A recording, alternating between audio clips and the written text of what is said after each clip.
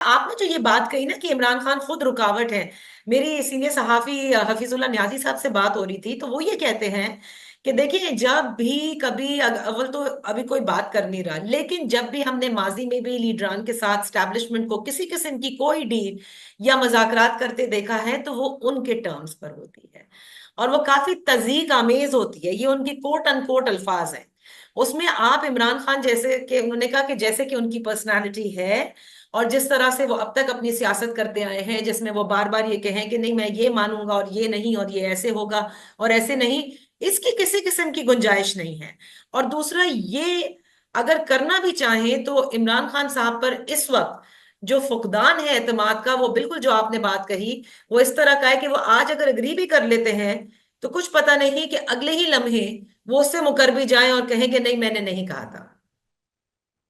जी, ये दोनों चीजें बड़ी इंपॉर्टेंट है। एक तो कॉन्फिडेंस बिल्डिंग मेजर्स की बहुत जरूरत है, और गुज़िश्ता 2 साल में मेरा ख्याल है नजरियात से बढ़ के जो अना की जंग हुई है उसमें हम्म। बहुत ज्यादा नुकसान हुआ है। दूसरा पॉइंट भी बहुत इंपॉर्टेंट है कि मुज़ाकरात की टेबल पे आने के लिए आप कुछ ना कुछ प्रेशर या एहतजाज लेकर सामने आते हैं।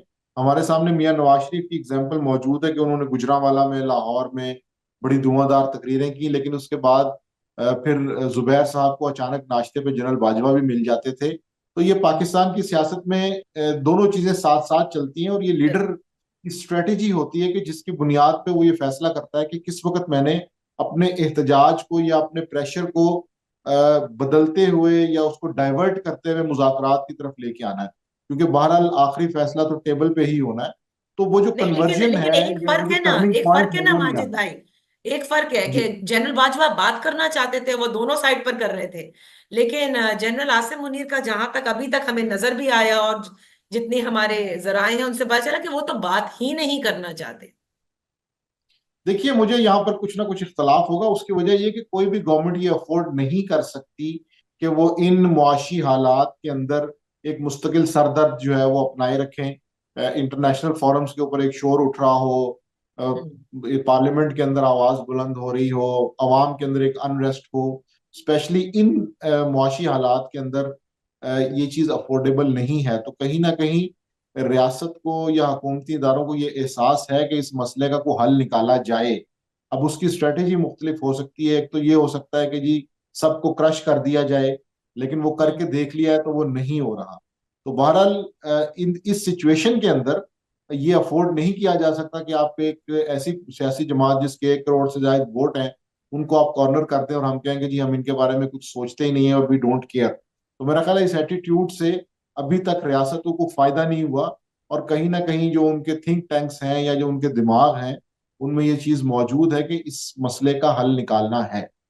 अब वो हल किस तरह से निकाला जाए, ये एक, इस पे मेरा और आपका एक इख्तलाफ जरूर हो सकता है, क्योंकि मैं ये समझती हूँ कि अब तक जो भी स्ट्रैटेजी अपनाई गई है, उसके बाद इतना काम करने के बाद एक 24 नवंबर की कॉल पर कि जी ये फाइनल कॉल है, मैं नहीं समझती कि मज़ाकरात का आगाज कर दिया जाएगा।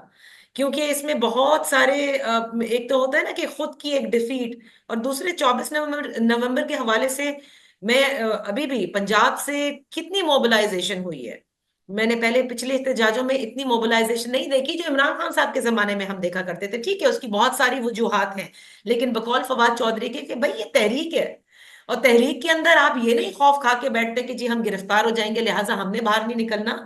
हमने वोटर से कहना है या सपोर्टर से कहना है कि आप निकल जाएं। अच्छा, एक और चीज जो माजिद साहब आ रही थी, वो थी जनरल फैज के कोर्ट मार्शल की ऑलमोस्ट कंप्लीशन, कि वो सारे जो काम है वो मुकम्मल कर लिए गए हैं, और सेठी साहब ने भी यही कहा, नुसरत जावेद साहब भी यही कहते हैं कि उससे कबल, क्योंकि अगर वो हो जाता है तो फिर इमरान खान साहब का मिलिट्री ट्रायल जो है उसका आगाज कर दिया जाएगा। लिहाजा इससे कबल वो चाहते हैं कि मामला या तय हो जाए, या फिर आप जो है वो ये जो एहतजाज की कॉल दी गई है वो आप उतना प्रेशर बिल्ड कर दें। जी बिल्कुल, ये सारे पॉइंट्स इसलिए इम्पोर्टेंट है कि हमेशा सियासतदान अपने अवामी दबाव के साथ ही मुज़ाकरात की टेबल पे आता है। तो इसलिए 24 नवंबर के बाद जो मुज़ाकरात होंगे वो ज्यादा नतीजा खेज होंगे, क्योंकि अभी तो सिर्फ हवाई फायरिंग हो रही है, सियासी बयानबाजी चल रही है। तो 24 नवंबर का मेरा ख्याल है जो क्राउड है वो ये डिसाइड करेगा कि इमरान खान साहब को या तहरीक इंसाफ को कितनी वेटेज मिलेगी। तो ये नुक्ता तो बिल्कुल आपका दुरुस्त है, और इससे मुझे इत्तेफाक भी है कि 24 नवंबर से पहले के मुज़ाकरात में और 24 नवंबर के बाद के मुज़ाकरात में जो अप्रोच यूज की जाएगी उसमें जमीन आसमान का फर्क होगा।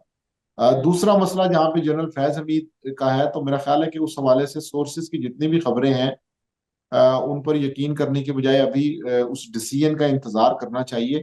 और उस डिसीजन के हवाले से भी कुछ ना कुछ ऐसी बातें हैं कि जो की जा सकती हैं। माजी में हमने ये देखा है कि लेफ्टिनेंट जनरल लेवल के जो लोग हैं जिनके ऊपर गद्दारी का और मुल्क दुश्मनी का इल्जाम लगा, और उसके बाद फिर उनकी सजाएं माफ भी हो गई।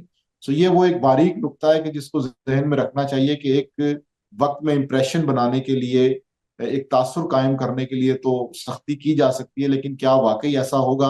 हमारे सामने जनरल जहीरुल इस्लाम अब्बासी की मिसाल मौजूद है कि जिनके ऊपर ऑपरेशन खिलाफत का बहुत बड़ा चार्ज था, और वो जेल में भी थे, लेकिन जैसे ही जनरल मुशर्रफ आए तो उनकी मसाइल हल हो गए। इसी तरह हमारे सामने जनरल बाजवा के दौर में लेफ्टिनेंट हम्म जनरल जावेद इकबाल आवान का केस बड़ा मशहूर है कि जिनको कई साल कैद हुई, वो अडियाला में रहे, लेकिन उसके बाद जैसे ही चेन ऑफ कमांड चेंज का मसला हुआ तो उसके बाद उनकी परेशानियां दूर हो गई। तो ये वो चीजें हैं कि जो पाकिस्तान के इदारों के मामलात के अंदर मैटर करती हैं, और इनके ऊपर बड़ी एहतियात से गुफ्तगू करनी चाहिए। लेकिन ये ऐसे पॉइंट्स हैं कि जो समझने वाले अगर समझना चाहें तो समझ सकते हैं। मेरे ख्याल से ये वाला जो कोर्ट मार्शल है ये थोड़ा मुख्तलिफ है।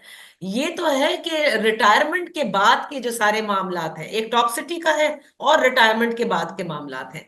जो कुछ हाजिर सर्विस में किया गया उसके हवाले से किसी किस्म की कोई सियासी मदाखलत खास तौर से उस पर किसी किस्म की कोई, जिसे कहते हैं ना कि एहतसाब नहीं है। बहरहाल ये बड़ी दिलचस्प बात है और देखना होगा, क्योंकि इस इदारे के हवाले से हमेशा ये कहा गया है कि बहुत फास्ट होते हैं यहाँ पर जो डिसीशंस होते हैं। लेकिन इसको तो काफी अरसा हो गया इसकी अनाउंसमेंट के बाद, इसकी ऊपर प्रेस कॉन्फ्रेंस के बाद। जी, टॉप क्या ये टॉप सिटी सिर्फ एक केस को तो मैसेज था? 6 साल हो गए।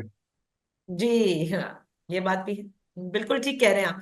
But thank you so much, आपने बिल्कुल दुरुस्त कहा कि मजाकरात 24 नवंबर से पहले की और मजाकरात 24 नवंबर के बाद, इन दोनों में बड़ा फर्क होगा और डिपेंड होगा कि 24 नवंबर को क्या होता है। और आया ये जो जुमेरात तक की टाइमलाइन दी गई है इमरान खान साहब की जानिब से मजाकरात के लिए, क्या जुमेरात तक का वक्त काफी है?